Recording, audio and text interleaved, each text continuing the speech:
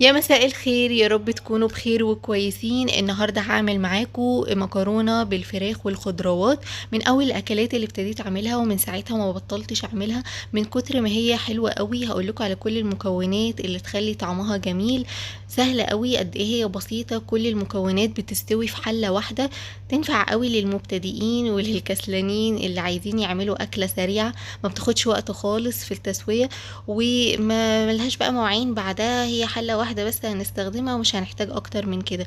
يا ريت لو عجبكم الوصفة تعملوا لها لايك، ولو اول مرة تشوفوا قناة هلا باللذيذ يا ريت تعملوا سبسكرايب او اشتراك في القناة، وتدوسوا على زرار الجرس جنبها عشان يوصل لكم اشعار بكل فيديو جديد بنزله. المكونات: هنحتاج طبعا مكرونة وصدور فراخ متقطعة صغير.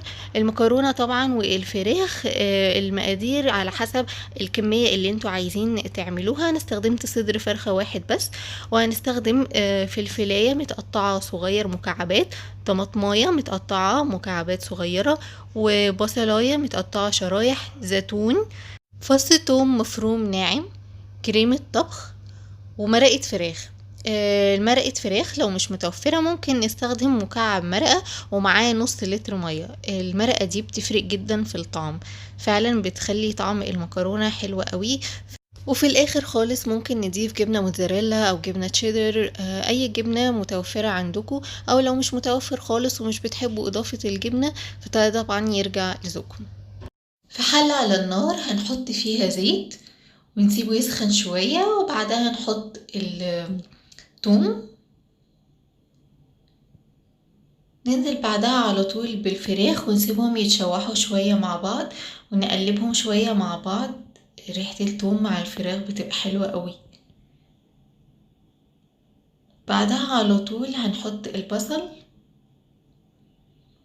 نقلبهم مع بعض شوية. بعدها هنحط الفلفل،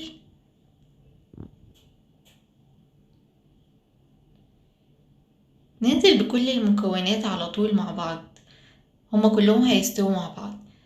بعدها بقى على طول هحط مرقة الفراخ زي ما قلنا. لو المرقة مش متوفرة عندنا بنستخدم مكعب مرقة مع نص لتر مية سخنة. شايفين؟ خلاص كمان حطيت المكرونة انا ما سلقتهاش لوحدها ولا حاجة، هحطها في نفس الحلة كلهم هيستووا مع بعض. وبعدها هضيف كريمة الطبخ. لو مش عندكو ممكن نستغنى عنها، وممكن نعمل المكرونة بصلصة الطماطم عادي خالص، ممكن ده يرجع لذوقكم. شايفين المية اللي احنا ضفناها او المرقة مع الكريمة يدوب غطت المكونات مع بعض، والمكونات كلها هتستوي عن طريق السوائل دي. هنضيف كمان الطماطم. انا عادة بضيف اي خضروات متاحة عندي. بضيف كمان بيتزا صوص، او اوقات لو مش متاحة بحط صوص المكرونة الجاهز، بيديه طعم حلو قوي. بس انا كمان حتى بضيف صوص البيتزا، بحب طعمه اكتر من صوص المكرونة الجاهز. بحط حوالي 3 معالق كبار. ولو مش متاح لا البيتزا صوص ولا المكرونة صوص بضيف صلصة طماطم عادي خالص، وبحط عليها زعتر، معلقة كبيرة من الزعتر. دلوقتي كمان بحط اوريجانو، رشة من الاوريجانو، تحفة. لازم تجربوه بجد، حلو قوي. الوصفة دي تحس ان انتوا بتاكلوا بيتزا يعني بيتزا بالمكرونة، بس حلوة قوي بجد، لازم تجربوها. بس كده خلاص، قلبتهم مع بعض كويس، واسيبهم يستووا على نار هادية. نحط الغطا ونسيبهم يستووا على نار هادية لمدة 20 دقيقة، ونرجع بعدها نشوفهم تاني. تمام كده، عدت تلت ساعة. نفتح الغطا نشوف بقى المكرونة استوت ولا لأ. تمام كده، المكرونة استوت والفراخ وكل الخضروات استوت. زي ما قلتلكوا بضيف اي نوع خضروات متاح عندي. انا كتير لو عندي مشروم بضيفه، ممكن بضيف ذرة، بسلة، ممكن نضيف اي نوع من الخضروات. ممكن نضيف مثلا جزر مبشور، اللي انتم بتحبوه ممكن تضيفوه. هنا بقى كمان هنضيف الزيتون في الاخر، كمية بقى طبعا ترجع لذوقكم.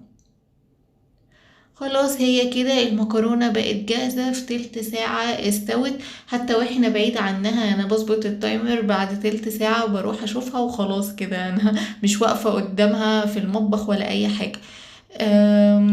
بس كده ممكن بقى في الخطوة دي نضيف الجبنة وهي جوه الحلة، وتبقى كده خلاص جاهزة ونقدمها في الأطباق. وكده خلاص كل المكونات استوت في حلة واحدة زي ما قلتلكوا. بس انا ساعات بفضل ان انا احط الجبنة بشكل متساوي كده على كل المكونات. فاللي بعمله ان انا بصب من الحلة وبحطها في صينية بايركس، بتاخد كل الكمية، وبحاول اسوي المكرونة كلها وبضيف عليها الموزاريلا من فوق بحيث انها تتوزع على كل المكرونة. وبحط الصينية بقى في الفرن يدوب 5 دقايق بس، ممكن نشغل الشواية بس من فوق لحد ما الجبنة تسيح ونطلعها على طول. خلاص طلعت من الفرن وبقت جاهزة والجبنة ساحت وشكلها حلو جدا. عايزة اقول كمان حاجة، انه انا قبل ما بحط المكرونة في الصينية وقبل ما بضيف عليها الجبنة بدوقها، لو محتاجة ملح مثلا بزودها، ممكن اضيف زعتر او اوريجانو. بس هي عادة المرقة اللي احنا بنضيفها في الاول دي بتديها كل الطعم، فغالبا مش ببقى محتاجة ازود حاجة. بس ده طبعا الملح ده يرجع لذوقكم.